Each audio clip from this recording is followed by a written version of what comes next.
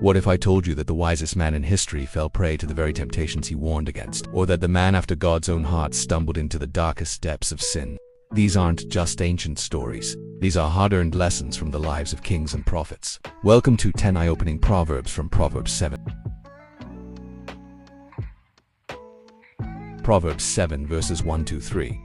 My son, keep my words and store up my commands within you. Keep my commands, and you will live. Guard my teachings as the apple of your eye. Bind them on your fingers. Write them on the tablet of your heart. Solomon, the author of these words, knew the importance of wisdom. As a young king, he famously asked God for wisdom above all else. But even Solomon, in all his glory, would eventually ignore his own counsel. In his later years, Solomon's heart turned away from the Lord. The man who wrote, "For the lips of an adulterous woman drip honey," found himself ensnared by foreign women who led him into idolatry. The wisest man became a cautionary tale, proving that knowledge alone isn't enough. We must apply it. Proverbs 7 verses 6-7. At the window of my house I looked down through the lattice. I saw among the simple, I noticed among the young men, a youth who had no sense. David, Solomon's father, once stood at a window and noticed a beautiful woman bathing. That moment of curiosity led to adultery, murder, and national turmoil. The man after God's own heart became the foolish youth he would later warn against through his son's writing. But David's story didn't end there. His repentance was as deep as his sin, showing that even the fallen can find redemption. Proverbs 7 verses 10-12. Then out came a woman to meet him, dressed like a prostitute and with crafty intent. She is unruly and defiant. Her feet never stay at home. Now in the street, now in the squares, at every corner she lurks. Now Samson, the mighty judge of Israel, fell victim to such a woman. Delilah's seduction led to his downfall, proving that even the strongest can be weak against temptation. Samson's story reminds us that physical strength is no match for spiritual vulnerability. Proverbs 7 verses 13-15.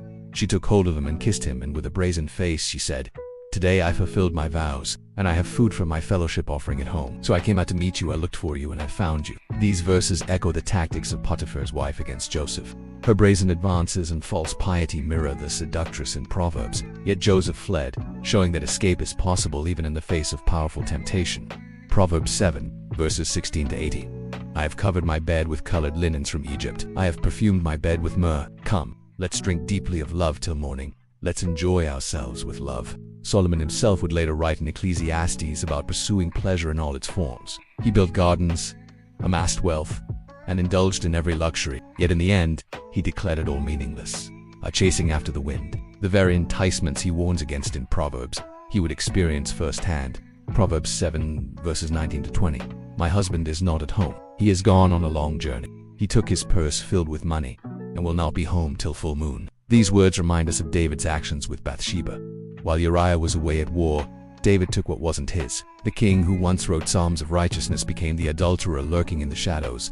Proverbs 7 verses 21-23. With persuasive words she led him astray. She seduced him with her smooth talk. All at once he followed her like an ox, going to the slaughter like a deer stepping into a noose till an arrow pierces. His liver like a bird darting into a snare, little knowing it'll cost him his life. Amnon, David's son, fell into this very trap. His lust for his half-sister Tamar led him to devise a plan of seduction. Like the foolish youth in Proverbs, he followed his desires to his own destruction, setting in motion a chain of events that would tear the royal family apart. Proverbs 7 verses 24-25. Now then, my sons, listen to me. Pay attention to what I say. Do not let your heart turn to her ways or stray into her paths. These words could have been spoken by Eli to his sons Hophni and Phineas. As priests, they abused their position, indulging in immorality right at the entrance to the tent of meeting. Their father's weak rebukes did little to turn them from their wicked ways, leading to their untimely deaths. Proverbs 7 verses 26-27. Many are the victims she has brought down. Her slain are a mighty throng. Her house is a highway to the grave, leading down to the chambers of death. These final verses serve as a somber reminder of the consequences of unchecked desire. From Samson to Solomon, from David to Amnon, the pages of Scripture are filled with cautionary tales of those who ignored wisdom's call. Yet for every fall, there is hope for redemption. David's repentance led to restoration. Solomon's reflections in Ecclesiastes show a return to faith. Even Samson, in his final moments, called out to God.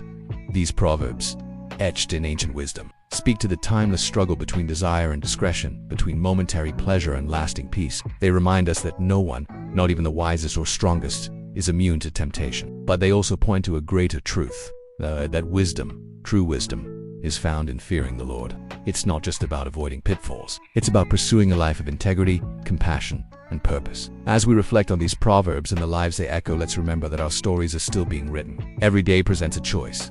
Will we heed wisdom's call, or will we stumble down the path of folly? The choice, as it has always been, is ours.